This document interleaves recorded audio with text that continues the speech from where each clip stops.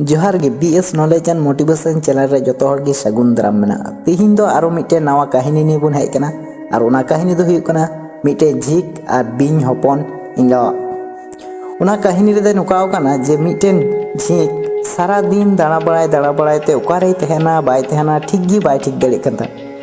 अदो चिकाव कना पंजा पंजा ते ओका भुगे रे तहना ओका भुगे रे बोलोआ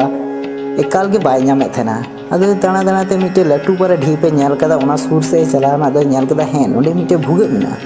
ताहले उनी मने दा ताहले तिहिन दो निये भुगे रेगिन बोलो लगा लेनगे बासे नोडे जायगा नेल ᱧᱟᱢ तिनी अदो चलावना निसिया बोलो ᱧᱚᱜ ना ओना भितरी रे नेल को बिंग आयरन हपन निये मिनाया अदो चिकाव कदा ताहले सारा दिन दानाव कदा अदो उनको गे तखन बुलावे लगा अच्छा बिंग बाबू आपे दया कते इन जायगा थोड़ा पे इमैया चेदा से इन सारा दिन दाना लगाव कना भुगे गे बई ᱧᱟᱢदा आपे जुदी पे इमैन खाय ताहले अडी मौज हुइका अडी उपकार हुइका और आपे अडी अडी सरहाइन जनाव के पेया अदो उनको बिंग इंगा है चिंता बड़ायना अच्छा उना सारा दिन दाना लगाव कना तहे चुगी थाले अदो मिता दिया ठीक गया ताहले आम दो आले साथे गे तहन में निये भुगे रे बुन तहना अदो चिकाव कना अडी मौज मेना कुआ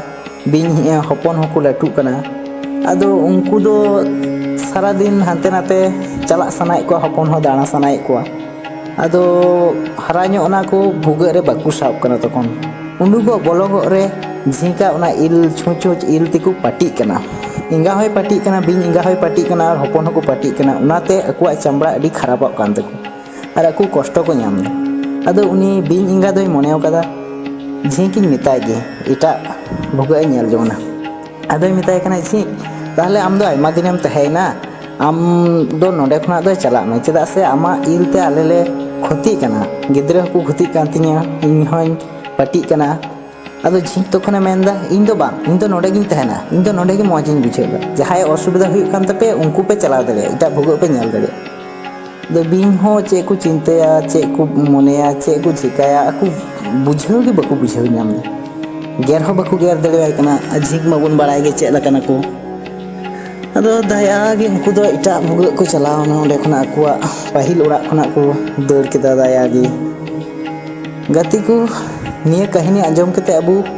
चे बुन चेत केदा से चे बुन सेना केदा निये कहानी आंजम कते निये गे बुन सेना केदा जे जहाय की साहाज्य लहारे उनी बुझेवम चेलकानी होर कनाय बांग कनाय ओचना होर साहाज्य हठात करे एकाल गे आलोपे चला दबना बांखान